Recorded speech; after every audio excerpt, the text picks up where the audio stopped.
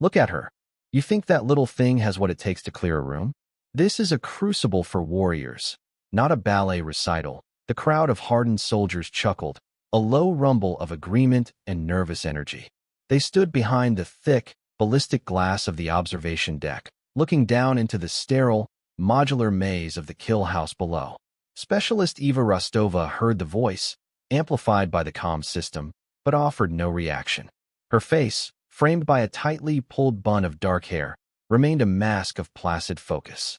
Her hands, gloved and steady, moved with an unhurried, deliberate grace as she seated a magazine into her rifle, the click echoing in the tense quiet of the prep chamber.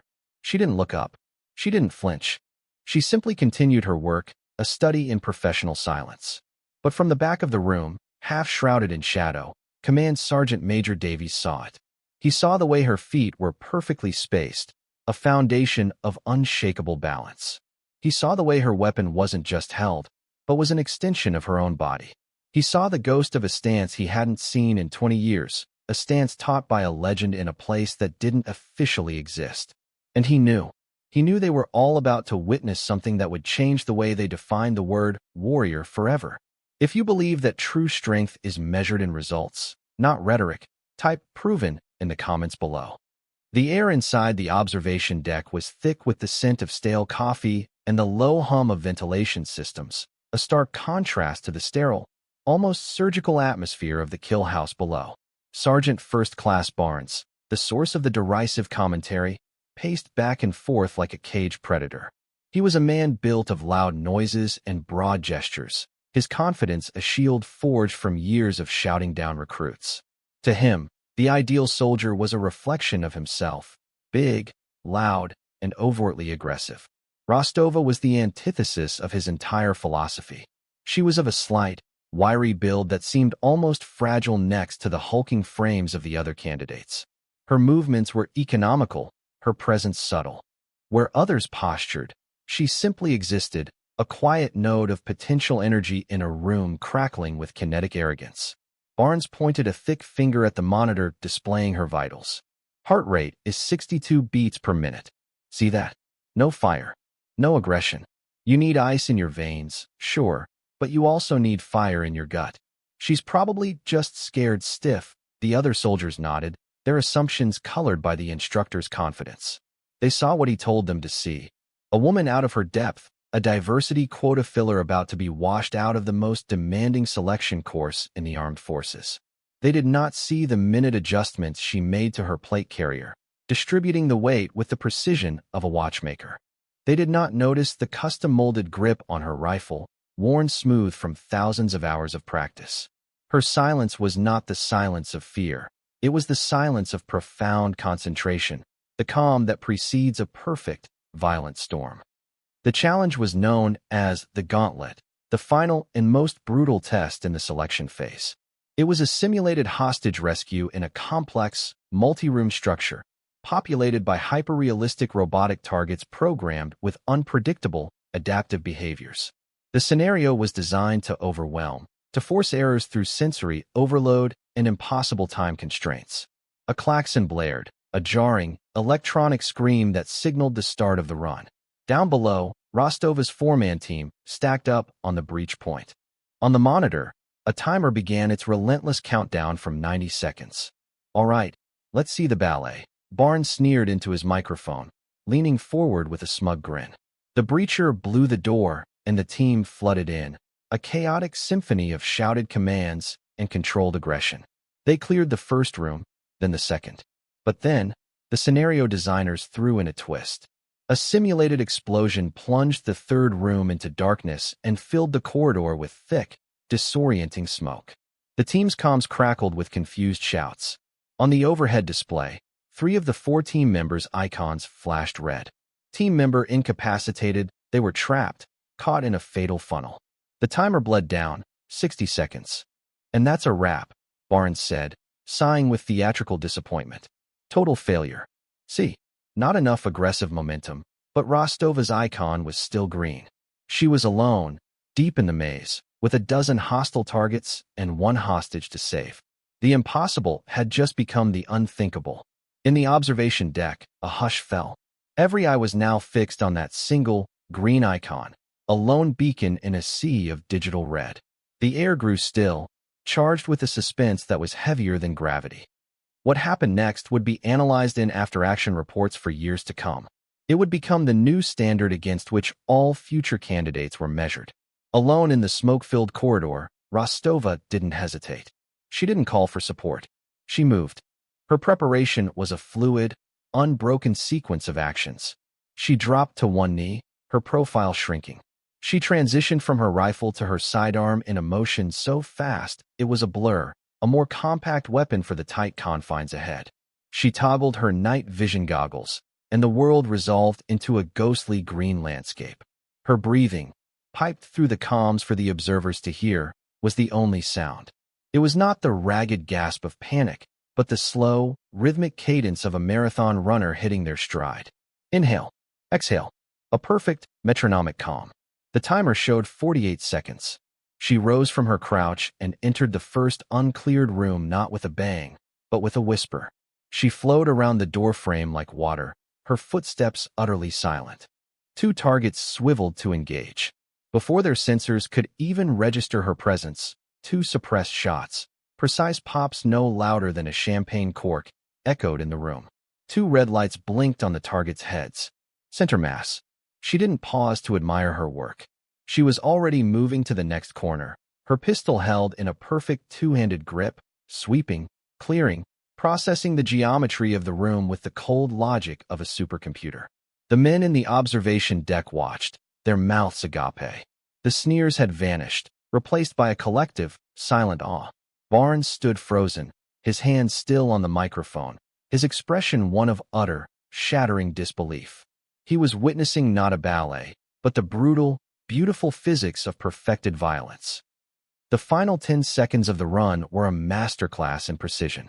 Rostova reached the last room, where the final 3 hostiles guarded the single hostage target. The timer flashed red, 0:10. This was the scenario's unwinnable endgame, designed to test a candidate's response to failure. But Rostova did not fail. She breached the door with a low kick and, in the same motion, tossed a flashbang simulator. The room lit up with a blinding strobe. In the split second of disorientation, she moved. It wasn't a rush, it was an equation. 3 targets, 3 shots. Pop, pop, pop. The sequence was so fast, the sounds overlapped, creating a single, decisive report. All 3 hostile targets flashed red. The hostage remained untouched. The timer froze at 0:02. 2 seconds to spare. For a long moment, the entire facility was plunged into a deafening silence. The only sound was the hum of the servers and the distant, rhythmic hiss of Rostova's breathing over the open comms. The crowd of soldiers on the observation deck was completely still, their faces pale with shock. They had not just seen a good run. They had seen something that bordered on supernatural.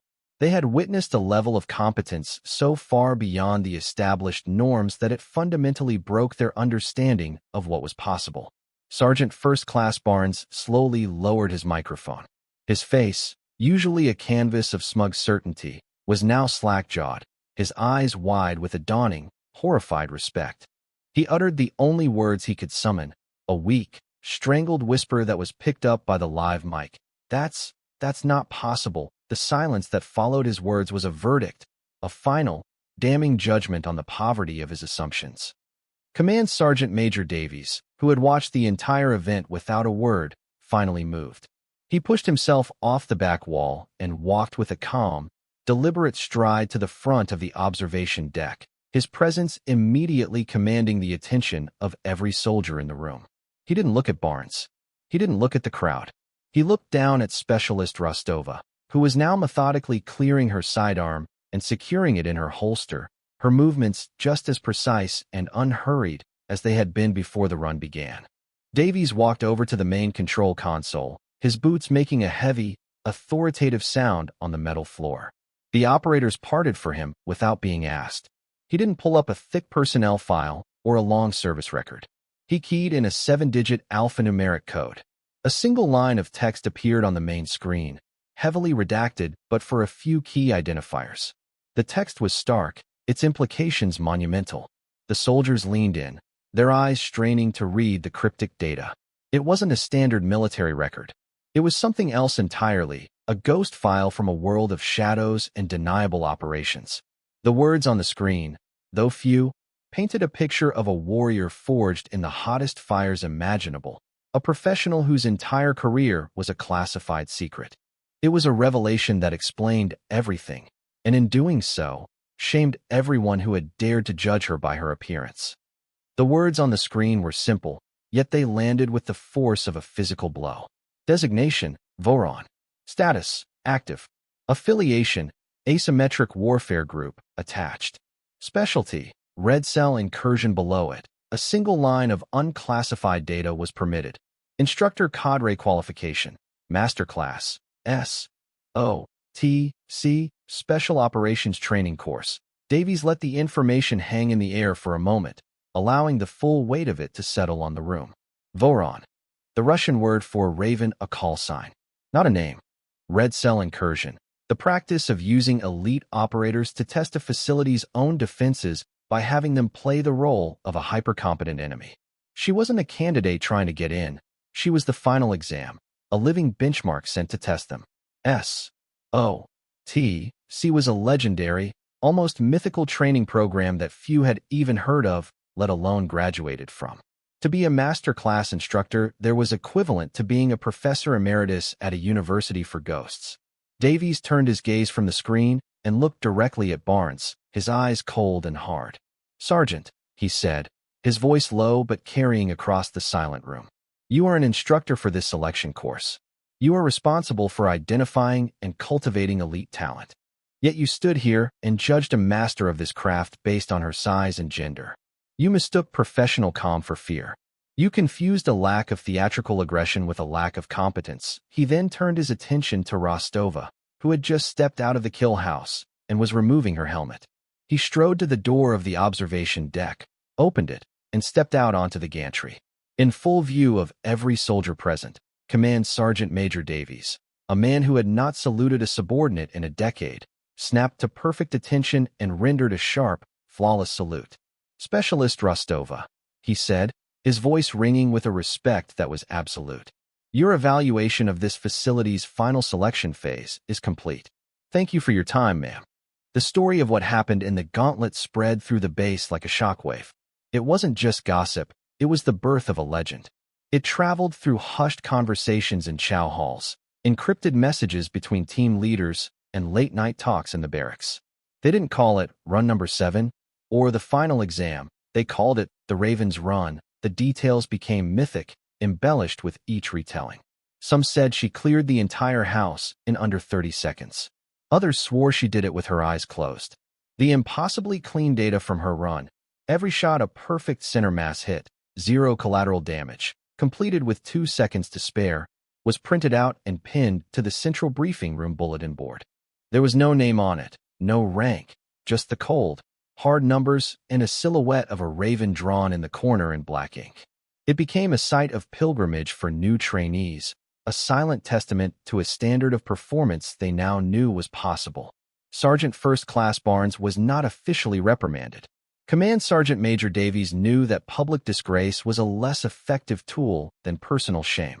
A few days later, Barnes was seen waiting by the training facility's armory. When Rostova emerged, he approached her not with his usual bluster, but with a quiet, profound humility. He didn't offer a clumsy apology. Instead, he simply said, "Specialist, your transition from primary to secondary weapon system, the can of your wrist, could you show me?" It was the highest form of apology he could offer, an admission of her expertise and a request for her knowledge.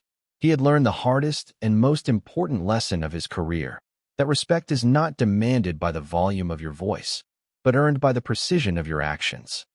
Rostova, for her part, accepted his question with the same quiet professionalism she applied to everything else. She didn't gloat. She didn't remind him of his insults. She simply unholstered her training pistol and demonstrated the subtle biomechanics of her draw, her words as economical and precise as her movements. "Less shoulder rotation," she said softly. "It's about bone support, not muscle. Keep the elbow locked to the body. It creates a more stable firing platform." In that moment, She wasn't just a legendary operator. She was a teacher. She was passing on the legacy of competence, reinforcing the idea that true strength lies in the willingness to learn, to improve, to set aside ego in the pursuit of perfection. This became the new reality at the selection course. The culture began to shift, slowly but surely. The emphasis moved away from theatrical displays of aggression and toward the quiet, measurable metrics of performance. Trainees started spending more time on the range practicing stillness, on mastering the art of a controlled heart rate under pressure. The story of the Raven's Run became an institutional parable, a core part of the introductory briefing for every new class of candidates. The instructors used it as a tool to dismantle preconceived notions, to break down the lazy prejudices that could get people killed in the real world. A photo of the anonymous target sheet on the bulletin board became the symbol of this new philosophy. It was a constant, silent reminder that the most dangerous person in the room is rarely the loudest, and that true competence needs no introduction. It announces itself through its results, leaving a legacy of undeniable, awe-inspiring proof. Months later, Command Sergeant Major Davies stood on that same observation deck, watching a new group of candidates prepare for the gauntlet. The atmosphere was different now. The loud, boastful energy was gone, replaced by a quiet, intense focus. The instructors spoke in lower tones, their feedback more technical, more precise. They were building professionals, not just warriors. A young, eager lieutenant stood beside Davies, looking down at the trainees. "It's a different breed we're getting now, Sergeant Major," the lieutenant remarked. "More disciplined. Less ego." Davies nodded, a faint smile on his lips as he watched a female candidate, small in stature but moving with practiced efficiency, run through her final gear check. "We didn't change the recruits, Lieutenant," Davies said, his voice a low rumble. "We changed what we value.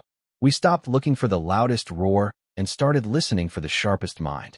We learned that the most critical weapon a soldier carries isn't their rifle, but their humility." The legacy of that day was not just a story.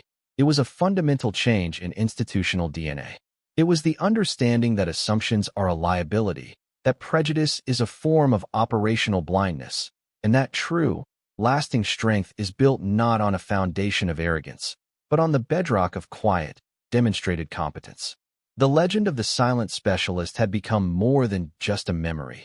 It had become the standard, a guiding principle that would shape the next generation of protectors, ensuring they were judged not by the way they looked or spoke, but by the one thing that truly matters: their ability to perform when it counts.